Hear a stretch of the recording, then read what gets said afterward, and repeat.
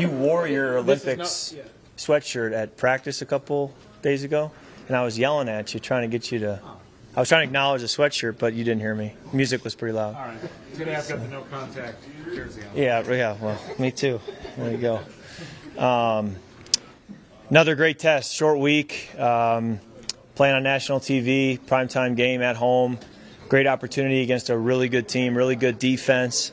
Great test for us. So, the work you put in yesterday, today, tomorrow, Thursday to get ready is so important, and that's where our focus is right now. So, take any questions you have. Kirk, you talk about Belichick's the head coach, the defensive coordinator. Kind of, what is his mind? What philosophically? What is he that he brings to the defensive game plan? Tremendous football mind. The sample size is large. How long he's done it with so many different players, and I think he's always adapted to whatever he feels is going to work that year, that week. He's really the best ever, and his track record speaks for itself. And we have a great challenge on Thursday night as a result, and they're a defense again this year that's doing a really good job. Even though it was 4 years ago, how much do you look back at that 18 game on some of the things that maybe they did against you in that game? Yeah, I think it's a balance. I think you're trying to look at everything you can, whether it's from last week to years ago to everything in between. You're aware of all that's there and trying to put it all together to help your preparation. Kirk, what is your process, I guess, in your mind when a defense shows like 6 guys at the line and then drops guys in coverage? How do you work through that, I guess, mid-game?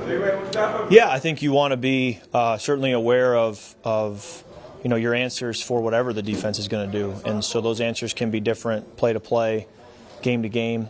But you certainly want to have answers and then just react to whatever the defense is going to do, because teams are going to show all kinds of looks and then do all kinds of different things, and there's a lot of different possibilities pre-snap and post-snap. So as long as you know your answers, then you're going to have a plan when the ball's snapped, and that's what's so important. Kirk, after a game like Sunday, do you guys even watch that tape together, or do you just move on to the next game? We watched it and learned from it, talked through it, and you certainly can get better from it.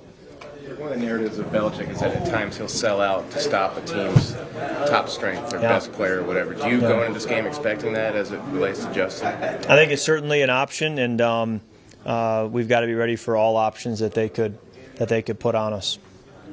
What are the challenges against going against Judon, and you're not going to have your starting left tackle also? Yeah, Judon's having a great year.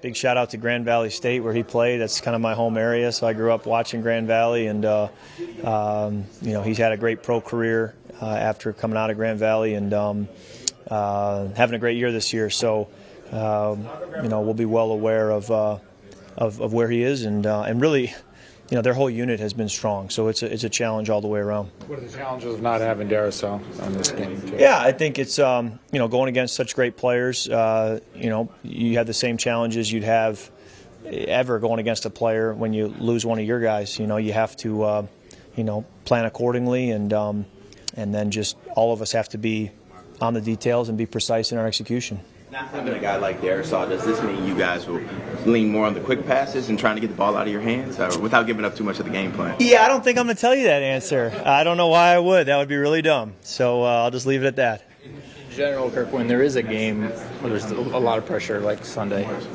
is it so simple as you got to get the ball out quicker? Or, that seems to be like the narrative or the answer that comes out, get the ball out quicker. But I think that's certainly an option. If you get it out quick, then the rush can't get there. But there's certainly want to be in favorable down distances, because it's hard to get the ball out quick on 2nd and 20, 3rd and 25.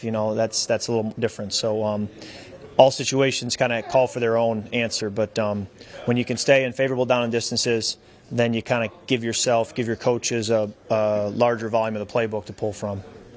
Belichick sells out to take away Jefferson. How do you balance keeping him involved and just taking what the defense gives you?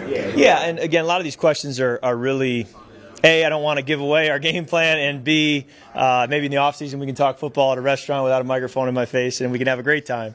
But right now, with the lights on me, I'm just going to be dumb and act like I don't know football. But also with a lot of these coaches, coaches are handling this. I know what they're coaching me to do, and I'll go do that. But they put together the plan and how are we going to do that, and what is our answer for this and what's our answer for that, and then they kind of disseminate that information to myself, to the rest of the team, and then we go execute it. So it's really a joint effort, and I think that's part of the plan. And on a short week, that plan is even more important and unique in how quickly you have to pull it off. How does the short week kind of force you guys to condense install and how much you put in the game plan?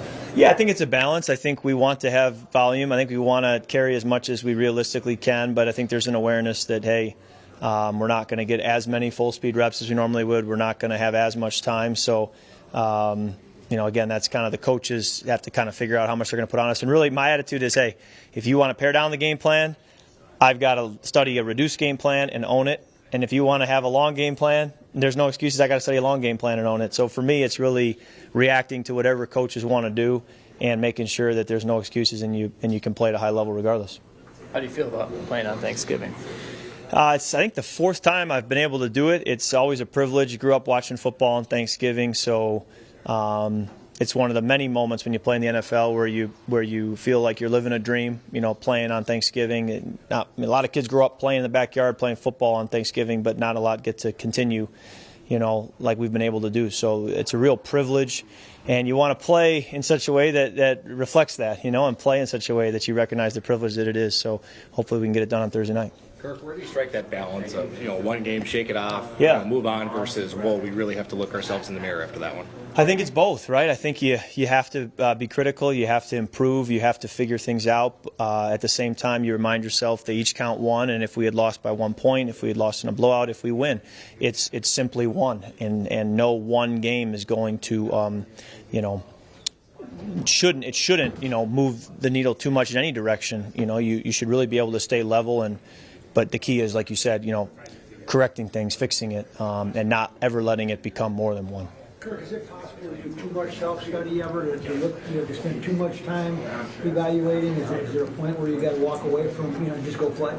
There's always a point where you do have to just go play. That's where we talk about, trust in your preparation. That's why you have a routine. I think having a routine really helps you be able to say, hey, as long as I do what I've done for 7-8 years now in my preparation, I know that that's good enough and I can trust it. And so I really have my routine, and then you trust your routine as you go through it. Kirk, with games like that, do they turn, like Sunday, do they turn into that because it's over and over, them beating you on one rep after the next, or does momentum kind of to help those things snowball? Yeah, it might be a little bit of everything. I heard a lot of people saying afterwards, whether it's my family or friends or whatever, that hey, if this happens and then if we had made this play, then suddenly it's a different game, and you're like, yeah. I agree with you in the sense that momentum, I think you mentioned momentum, that yes, that happens, and yes, it is a different game, maybe it feels different. On the other hand, it just doesn't sound like the mature thing to say, like, we got to be better, and I'm not going to act like 2 plays was the difference. So, it's important to just correct it, fix it, and, this game will always test you. You'll always be up and down, making mistakes here and there, but the key is just continuing to learn from them and then sharpening everything as you go forward. How's Kevin walked that line between it being a loss and it being a 37-point loss? Yeah, it's still coming out of the game, so it's not like we have this large sample size to look back on, but I was impressed coming out of the Eagles game. First of all, the way he handled it in the locker room.